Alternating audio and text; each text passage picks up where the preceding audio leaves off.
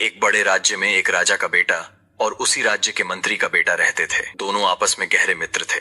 एक दिन दोनों ने शिकार पर जाने का निश्चय किया। सुबह सुबह वे अपने अपने घोड़ों पर सवार होकर जंगल की ओर निकल पड़े। दोनों मित्र शिकार में इतने मग्न हो गए कि उन्हें समय का ध्यान ही नहीं रहा।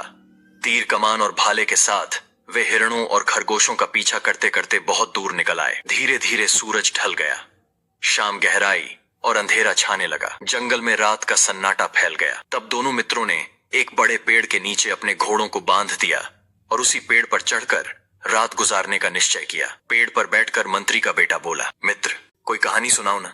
राजा का बेटा मुस्कुराया और झेंप कर बोला, मुझे कोई कहानी नहीं आती, पर चलो यूं ही बातें करते हैं। लेकिन कुछ देर बाद दोनों थक कर चुप हो गए। तभी एक अजीब घटना घटी।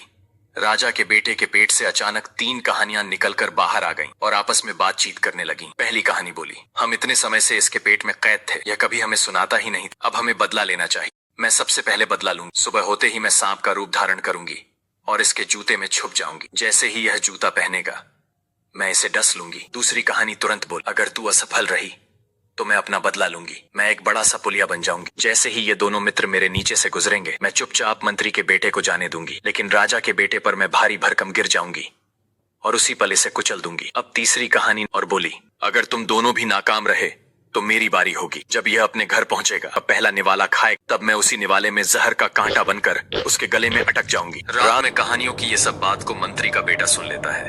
अब आगे क्या होगा इसके लिए देखिए पार्ट 2 पर। लाइक और सब्सक्राइब जरूर कीजिए।